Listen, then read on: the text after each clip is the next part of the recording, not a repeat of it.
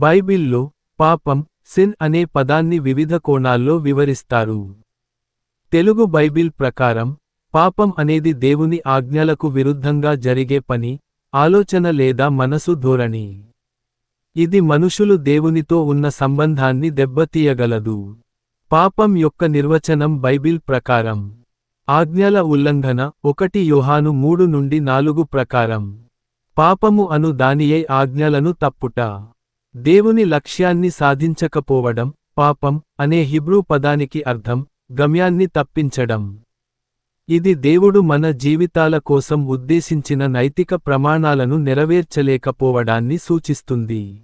పాప ఫలితం రోమీయులకు 6-23 ప్రకారం పాపఫలము మరణమే గాని దేవుని వరము మన ప్రభువైన యేసుక్రీస్తు ద్వారా అనుగ్రహింపబడిన నిత్యజీవము.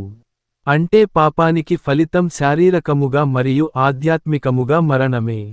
పాపం నుండి విమోచనం. యేసుక్రీస్తు పాపులను రక్షించడానికి భూమిపై వచ్చాడు.